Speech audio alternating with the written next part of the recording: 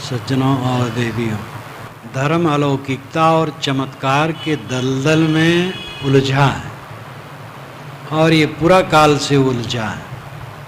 अलौकिकता और चमत्कार। कबीर ऐसे संत हुए हैं जिन्होंने अलौकिकता और चमत्कार को छिलके की तरह उतार दिया है और ये उनका बहुत बड़ा साहस है। श्रीपति जी ने जो अभी पद कहा था, मरिगो ब्रह्मा काशिक बासी शिव सहित मोहि अविनाशी इत्यादि, तो उसमें देवता माने गए, सिद्ध माने गए, त्रिकालदर्शी माने गए, जिनको लोग मानते हैं कि सदा रहते हैं। साहब ने कहा वो कोई नहीं रहता है। और तथ्य यही है कि देह अगर कोई धरा तो शरीर उसका छूटा जरूर। जो चीज बनती वो बिगड़ती है।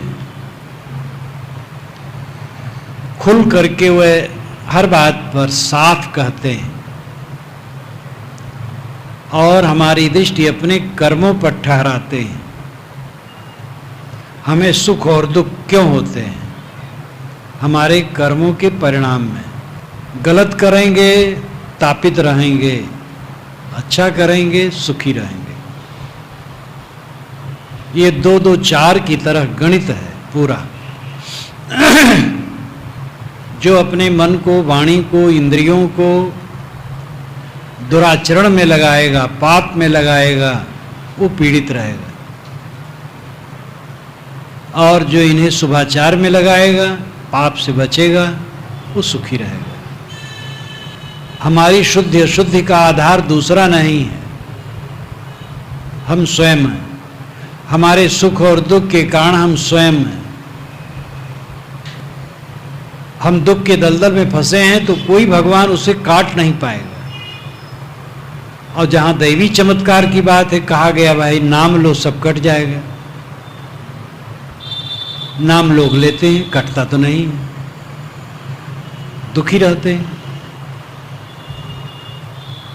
नाम लेना बुरा नहीं है। कोई नाम, कोई मंत्र जिसमें पवित्र भावना निहित है, बारंबार जपने से एक सात्विक भावना आती है, इसलिए कुछ लाभ होता है। परंतु उसको इतना बढ़ा दिया गया कि जपने मात्र से सब पाप कट जाएगा और मोक्ष हो जाएगा। यही गलत हुआ। साहेब स्वयं कहते राम नाम भज चेत देख मन माही हो। लक्ष्य करोड़ जोर धन गाड़े चलत डोलावत बाही हो। दादा बाबा आओ पर पाजा जिनके यह भुई भाड़े हो। आधर भय हियो की फूटी तिन काहे सब छाड़े हो। ई संसार असार को धंधा अंत काल कोई नाही हो। उपजत बिनसत बार न लागे जो बादर की छाही हो। नाता गोता कुल कुटुंब सब इनकर कौन बढ़ाई हो। कहें कबीर एक राम भजे बिन बूढ़ी सब चतुराई हो। राम भजन वे स्वयं कहते हैं, लेकिन राम भजन का अर्थ वे जबान से रटना मात्र नहीं मानते। सांची प्रीत विषय माया सो हरि भक्तन की फांसी। कहें कबीर एक राम भजे बिन बांधे जमपुर जासी। साहब कहते सच्चा प्रेम जो विषयों, विकारों और माया से है, यही हरिभक्तों की गले की फांसी है। राम भजन है विकारों से ऊपर उठना। और विकार लपेटे और राम राम कहते हैं, तो राम राम क्या करेगा? धर्म की बात कोई कहता है तो कोई जबान खोल नहीं सकता है। उल्टा सीधा जो करे सबका चलता है। कबीर साहब निर्भय होके कहे, जहां गलत देखा वहां कहा। पंडित को कहा, मौलवी को कहा, साधु को कहा, गुरु को कहा, गृहस्थ को कहा, विरक्त को कहा। डर नाम की चीज वो जानते नहीं थे, सबको कहा। साधुओं को कहा, गुरुओं को कहा। घर घर मंत्र देते फिरते हैं महिमा के अभिमाना। गुरु सहित से सब बूढ़े अंतकाल पछताना। ये घर घर मंत्र देते फिरते हैं गुरु लोग, महिमा के अहंकारी, और अपना तरनतार नहीं करते, चेलों को तार रहे हैं। वे देख रहे थे कि गुरु बने हैं और गुरुत्व तो नहीं है। साधु वेश धर लिए और साधुत्व नहीं है। हर जगह उन्होंने टोका है। उनकी वाणी अगर पढ़ी जाए तो आंखें खुल जाएं। मनन पूर्वक, चिंतन पूर्वक, निष्पक्षता से, जैसे उन्होंने निष्पक्षता से कहा, निष्पक्षता से मनन किया जाए तो निश्चित है सत्य का बोध होगा।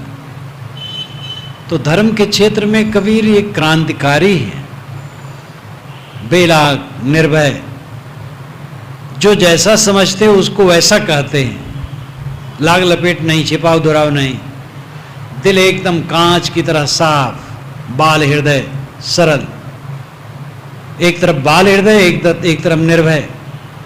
डॉक्टर हजारी प्रसाद द्विवेदी ने लिखा है, वज्रादभ कठोर कुसुमादभ कोमल। कबीर कैसे हैं? वज्रादभ कठोर, वज्र से अधिक कठोर और फूल से अधिक कोमल।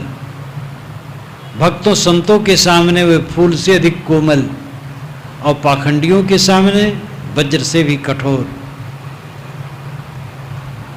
तो ये जो अद्भुत उनका विचार और उनकी शक्ति, सबसे बड़ी निष्कामता उनकी थी।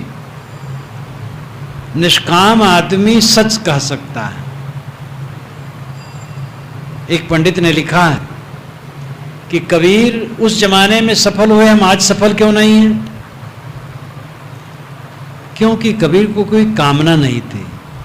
वो चौराहे पर खड़ा हो करके डांट डांट करके कहते थे, खुला खुला फटकार कर। और हम लोग मीटिंग में कमरे के अंदर सत्य नहीं कह पाते, तो क्या सफल होंगे?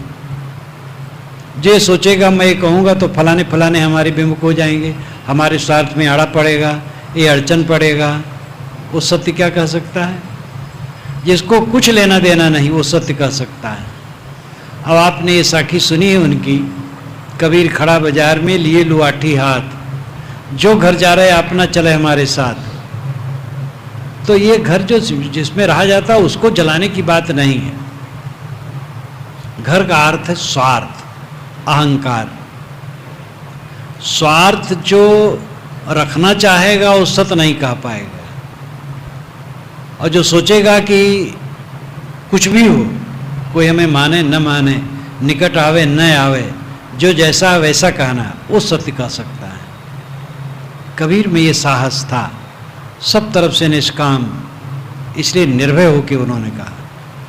और उसका फल हुआ कि दिन जितने बीते लोग उनके निकट आते गए।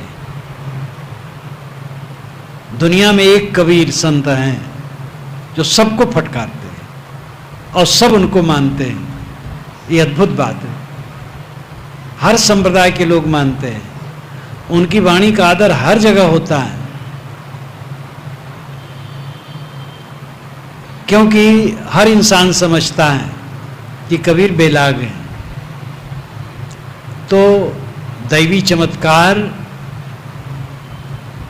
अलौकिकता, ये धर्म के क्षेत्र में दलदल है, और ये इसलिए बनाया जाता है जिससे जन और धन ज़्यादा बढ़े। चमत्कार की बात की जाए, बड़ी भीड़ होगी, बड़ा धन आएगा। रोग काटो, मुकदमे में विजय कराओ, चाहे अपना रोगी रहो, कोई बात नहीं। महात्मा स्वयं रोगी रहते हैं और दूसरे आशीर्वाद देते, रोग कट जाएगा।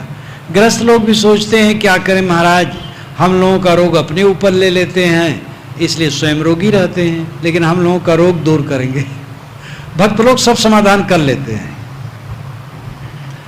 और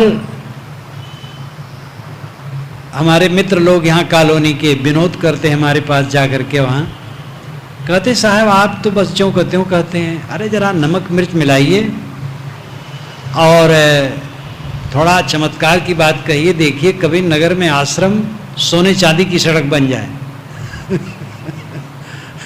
तो मैं कहता हूँ सोने चांदी की सड़क बनने से कल्याण होता है? सोने का लंका रही है और महाविनाश हुआ।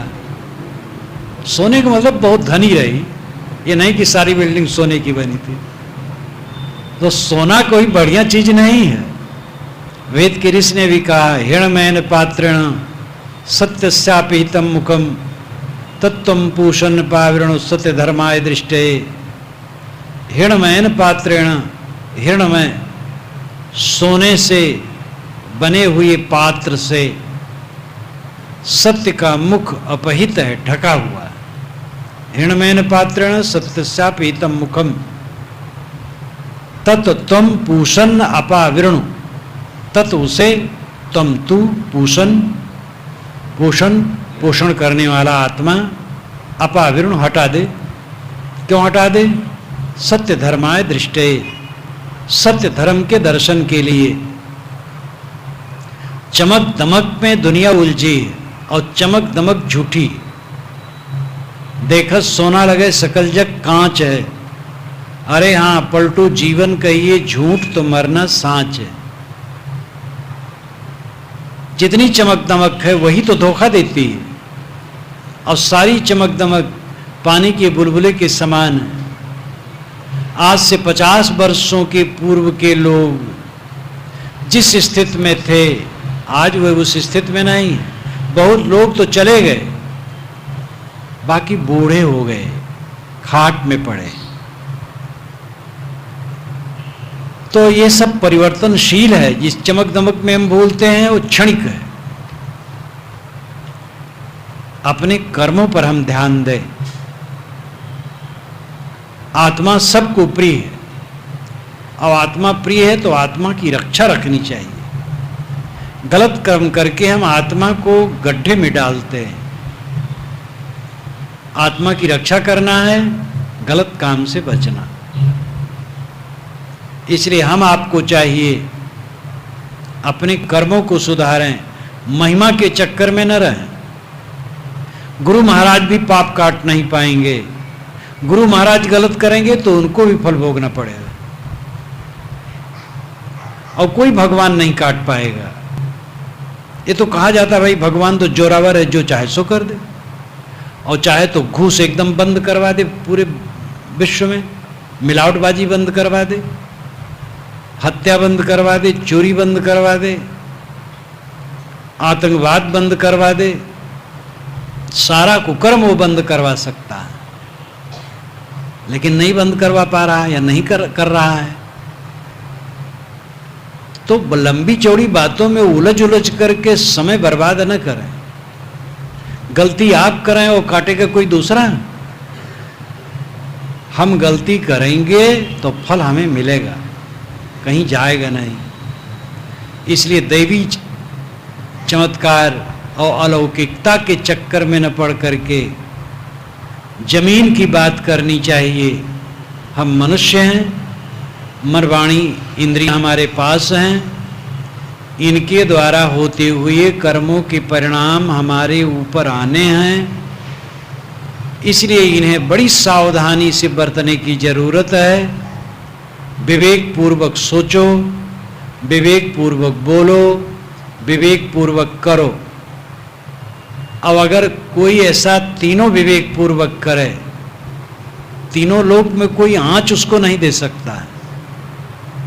और मन वाणी कर्मों को अगर गलत रास्ते पर ले जाए तो तीनों लोक में कोई उसको शीतलता नहीं दे सकता।